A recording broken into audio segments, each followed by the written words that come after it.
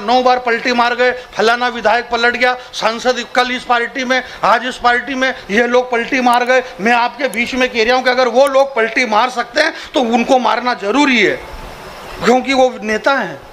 वो पलटी नहीं मारेगा तो कौन मारेगा?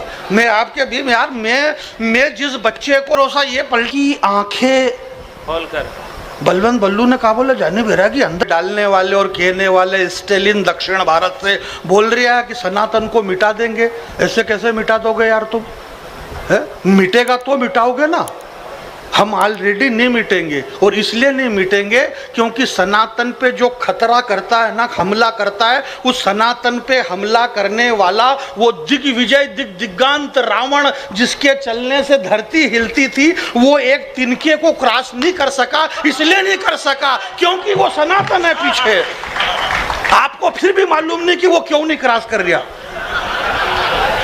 वो इसलिए क्रॉस नहीं कर रहा कि ये जो घास का तिनका है, ये घास का तिनका कहां से पैदा होता है? ये घास का तिनका जमीन में से पैदा होता है। इसलिए घास का छोटा सा तिनका, एक छोटा सा पौधा है, वो धरती का बेटा है घास का तिनका। और वो जो पीछे बैठी हुई सीता है, वो सीता भूमिजा, वो भी धरती से पैदा हुई है। इसलिए सीता का भाई है वो तिनका।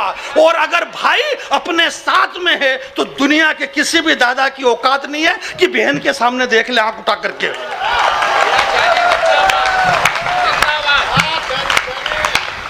वो तृणधरी ओट कहत बेजय ही, माता जगत जननी तिनके को इसलिए बीच में रख देती है। वर्तमान की मॉडलिंग करने वाली ये जीन्स टी शर्ट वाली बहनें मेरी बात को सुने कि आप किसी भी कहीं भी घूमे, पूरी दुनिया में घूमे, मेरे को बताइए, यहाँ पत्रकार लोग, बड़े लोग बैठे हुए हैं, कि अगर उन लड़कियों के साथ में, अगर उन लड़कियों ने अपने छोटे भाई की उंगली पकड़ रखी है तो बाजार में कोई सामने देखेगा क्या उसके? अरे बोले यार उसका भाई साथ में आ रहा।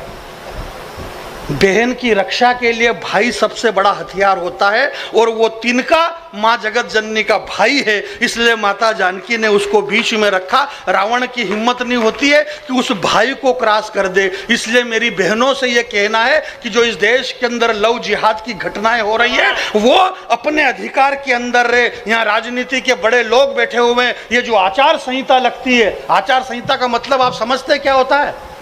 क्या होता है आचार संहिता? आचार संहिता का मतलब क्या है? आचार संहिता का मतलब आचार संहिता है।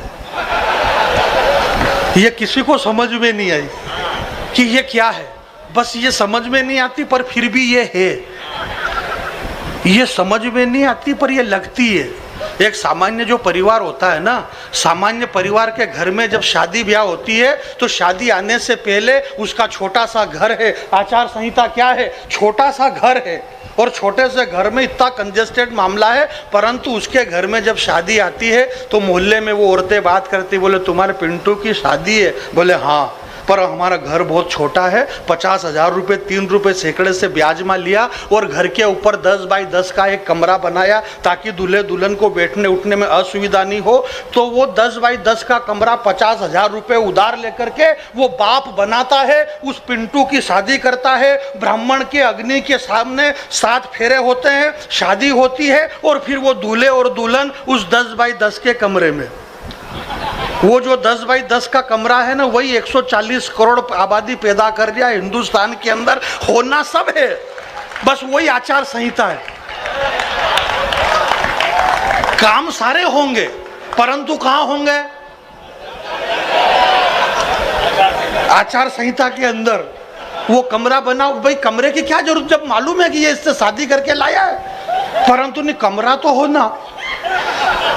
तो आचार संहिता लगना, दारू बटेगी, मुर्गे बटेंगे, सब बटेंगे, परंतु आचार संहिता हो ना चुनाव में। तो जो दुनिया की पहली आचार संहिता लगी मेरे दोस्त, वो दुनिया की पहली आचार संहिता लगाने वाले हमारे धर्मीधर लखन लाल जी ने तरकस में से एक तीर खींचा, और तीर खींचते हुए लखन जी ने कहा कि हे मेरी माता सीता भाभी, आप इस रेखा से बाहर पांव मत करना।